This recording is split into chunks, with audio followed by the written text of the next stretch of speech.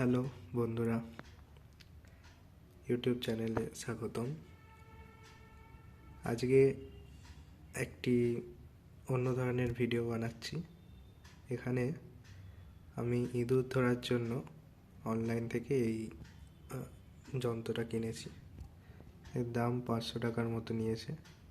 কিন্তু এর আগে ইঁদুর ধরার জন্য মা আমাকে ইঁদুর মারার আঠা এইসব আনতে বলেছিল, কিন্তু তখন মাথায় এলো কয়েকটা ভিডিও দেখেছিলাম যে আঠাতে পড়লে ইঁদুরগুলো অনেকটা কষ্ট হয়। সেই জন্য ভাবলাম এরকম একটা যন্ত্র থাকলে ভালো হয়। তো এরকম একটা যন্ত্র কিনলাম। এগুলো হাতে তৈরি করা যাবে, কিন্তু একটু পরিশ্রম করতে হবে, সেই জন্য কিনে নিলাম। কিন্তু এটা কেনার পরে আমাকে অনেক কথা শুনতে হয়েছে, কারণ 500 টাকা দিয়ে মাত্র একটা ইঁদুর ধরার জন্য। তার মানে ইঁদুরটা নিশ্চয়ই ভিআইপি ইঁদুর হবে বলে অনেকে আমাকে মন্তব্য করছে। অনেকে অনেক কথা শুনিয়েছে এবং এর যন্ত্রটা কিনলাম প্রায় হয়ে গেল 1 মাস 20 দিনের মতো। সবাই হাল ছেড়েই দিয়েছিল।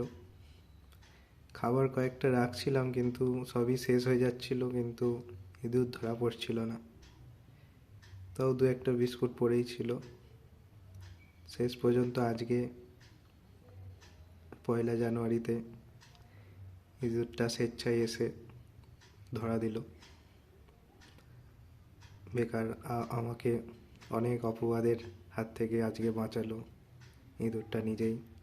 তো আজকে আমরা ইঁদুরটাকে শান্তিপূর্ণভাবে সুস্থভাবে তাকে একটি জায়গায় গিয়ে ছাড়বো।